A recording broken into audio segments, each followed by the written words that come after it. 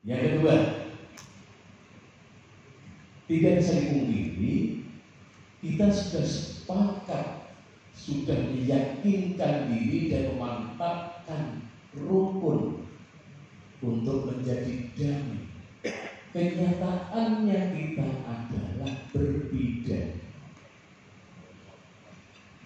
Yang Islam, Kristen, Hindu, Buddha, Konghucu, aliran kepercayaan, tidak ada yang sama dan tidak bisa, tidak boleh disamakan, apalagi dibanding.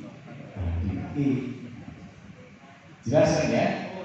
Tidak bisa disamakan dan tidak bisa dibanding. Lalu bagaimana kita kok bisa rukun, bisa harmonis? Lalu bagaimana caranya?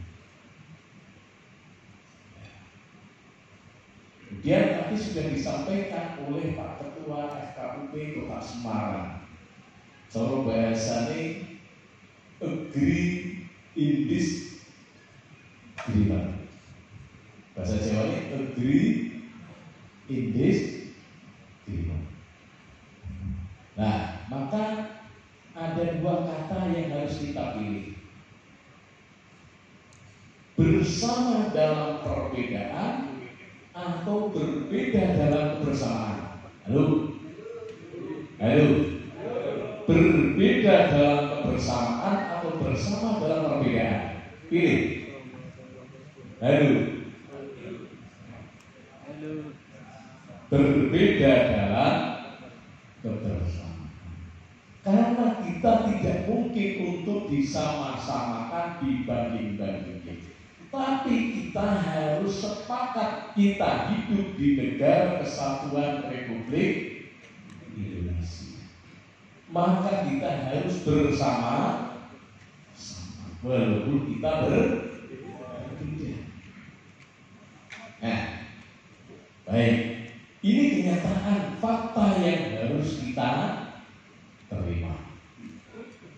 Bapak Ibu yang saya hormati, kemudian kita lihat fakta berikutnya, bahwa negara Kesatuan Republik Indonesia, negara kita tercinta, itu bukan negara agama. Gini betul. Apakah masih ada yang percaya bahwa Indonesia sebagai negara agama? Tapi tidak pula negara sekuler.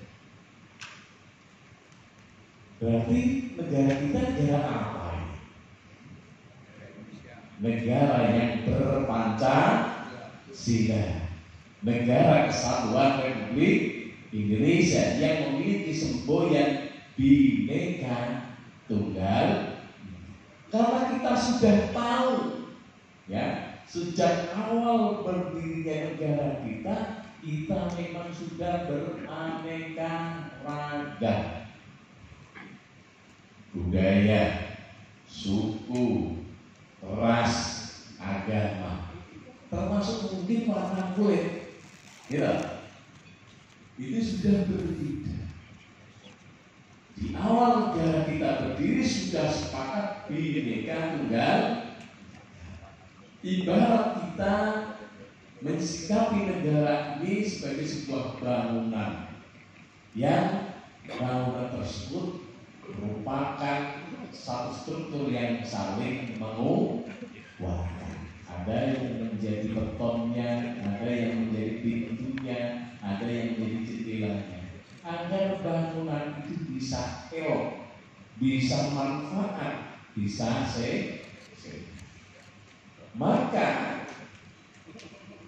mestinya semakin kita berbeda, semakin kita tidak bisa dibanding-bandingkan, maka mestinya kita semakin kokoh dan berukun.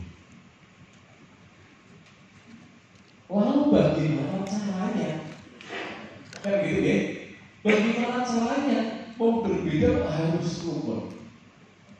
Maka dalam kebijakan Kementerian Agama ya menetapkan kebijakan tentang pembangunan moderasi beragama.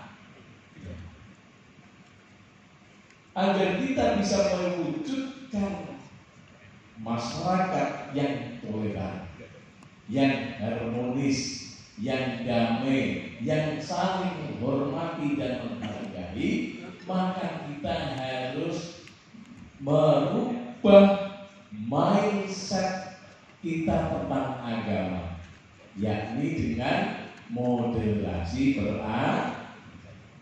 Agama yang bukan dimodernkan, tetapi sikap beragama kita yang harus direstrukturisasi, ditata ulang.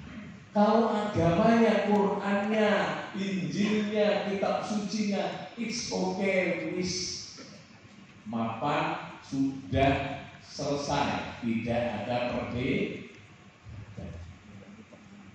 Yang menjadi perdebatan adalah tafsir kita tentang dalil, aturan, doktrin yang ada pada kitab suci kita masing. Nah, ya. Yang kemudian ada solusi berbentuk moderasi beragama. Bapak Ibu yang saya hormati, Indonesia sebagai Negara Kesatuan Republik Indonesia berlandaskan Pancasila. Ya, ini bukan negara agama, tetapi dalam undang-undang disebutkan Indonesia menjamin kemerdekaan tiap-tiap penduduk untuk memeluk agama dan kepercayaan. Jelas dalam undang-undang. Ayat 1 Indonesia berdasarkan ketuhanan yang maha jelas. Walaupun Indonesia bukan negara agama, ya, semuanya difasilitasi. Coba apa di pemerintah di negara kita yang tidak difasilitasi? Ya, pendirian tempat ibadah. Ini betul. Ada masjid, ada gereja, ada vihara, ada kelenteng macam-macam. Pemerintah memfasilitasi enggak? Memfasilitasi. Bahkan memfasilitasi bukan hanya sekedar prosedur perizinannya, bahkan ada bantuan. Keporo mengajukan proposal keluar anggaran bantuan untuk pembangunan tempat, ada masjid, ada gereja. Artinya negara hadir dalam konteks kehidupan bermasyarakat, berbangsa dan bernegara yang berlandaskan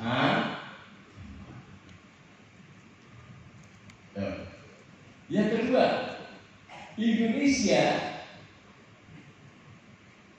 bukan negara agama, tapi mengatur atau memfasilitasi masyarakat agar bisa beribadah. Banyak hal yang diatur, bahkan ya, aturan ini bukan hanya semata yang bersifat administratif, tapi di dalamnya juga ada nilai-nilai toleransi.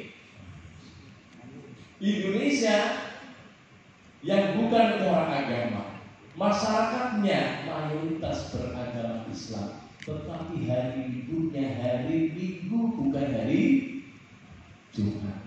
Apa nih Jumat? Tanggal merahnya Minggu apa Jumat? Minggu. Kemudian hari-hari besar agama yang ada di Indonesia dibuat tanggal libur atau libur nasi. Hari beberapa hari saja yang memang tidak terkait dengan penghormatan terhadap kegiatan atau penghormatan terhadap pengamalan ibadah agama, walaupun bukan negara. Kemudian Indonesia bukan negara liberal, tapi sudah disebutkan dalam undang-undang, ya, pasal ayat 1 pasal 29 BC, ayat 1 dan 2-nya masih sudah disebutkan di sana. Sehingga hal-hal dalam proses kehidupan berbangsa dan bernegara tidak bisa dipisahkan dalam kegiatan amalan keyakinan beragama. Walaupun bukan negara liberal, tetapi ya, walaupun negara Indonesia Indonesia itu bukan negara liberal, bukan, walaupun Indonesia itu disebut bukan sebagai negara liberal, ya, di undang-undang sudah disebutkan dia memfasilitasi kehidupan beragama, maka digambarkan bahkan bukan hanya di Indonesia. Bapak Ibu melihat negara liberal kita yang tidak kenal, negara liberal Amerika Serikat. Ada yang tahu Amerika Serikat? Saya kira semuanya tahu, ya. Amerika Serikat sebagai negara liberal, apakah liberal itu juga tidak mengakui agama? Ada kausa tertentu yang tidak dimampui oleh pemerintah dan negara sehingga menggunakan kausa agama. Contohnya, ketika mengangkat presiden, disumpah enggak? Halo, disumpah enggak? Apa sumpahnya? Sumbusu wallahi atau sumpah pocong? Enggak. Yang beragama Islam pakai sumpah menurut agama Islam, yang Kristen, yang Hindu, yang Buddha, yang Katolik sesuai dengan agama.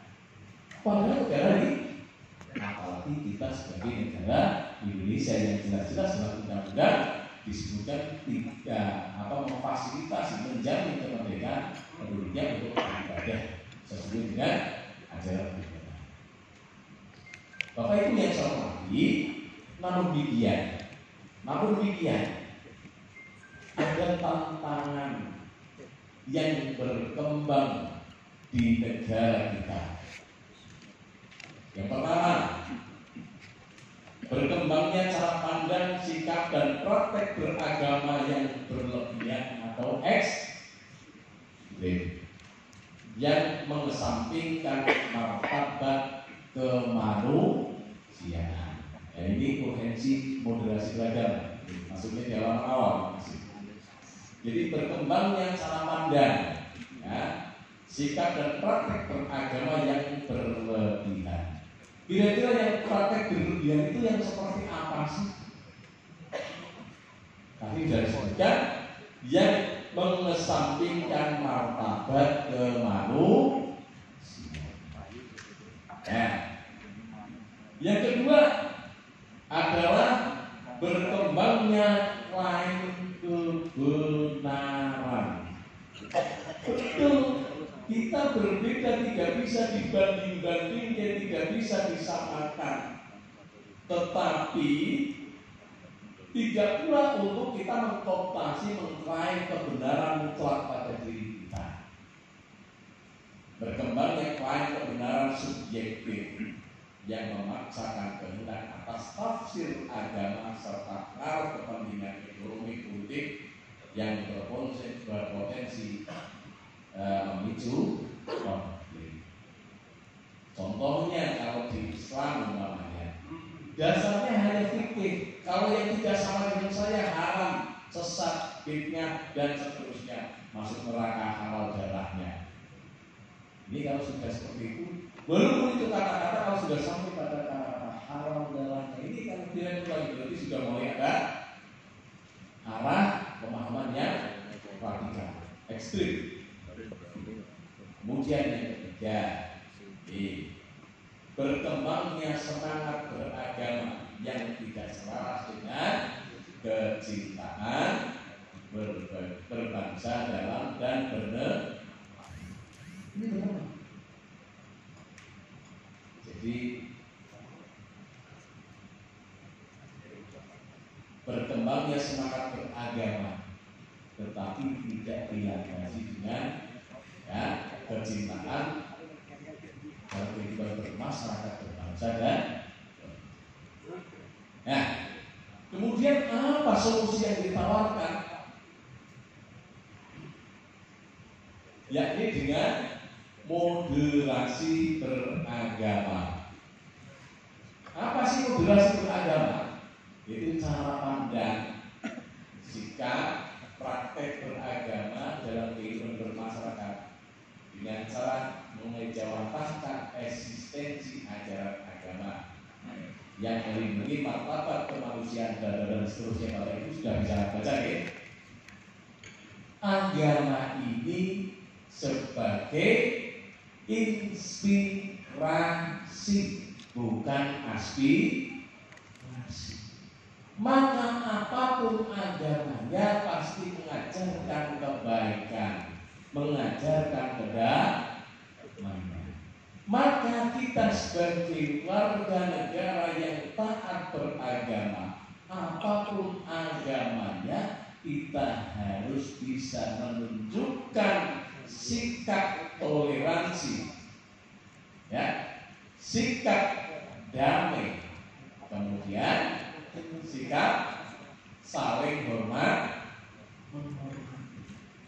Karena pada dasarnya agama apapun yang ada di Indonesia dan di seluruh dunia, saya tidak ada yang mengajarkan permusuhan. Ini yang harus kita pikirkan bersama. Maka tugas kita bersama dalam proses menuju pada toleransi, harmonis, damai, saling berhormat dan seterusnya.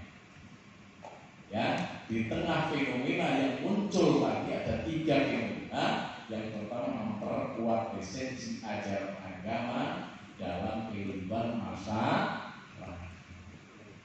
Jadi esensinya bukan eksistensi. Kata Gusmen itu agama sebagai inspirasi, bukan aspirasi.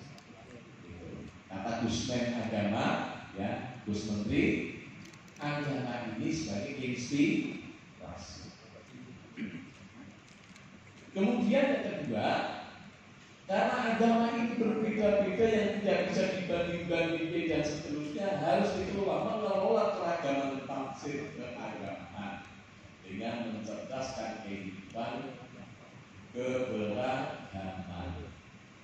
Artinya perbedaan-perbedaan tersebut harus bisa dikelola dengan baik dan diberikan space ruang bahwa perbedaan merupakan rahmat bagi kita.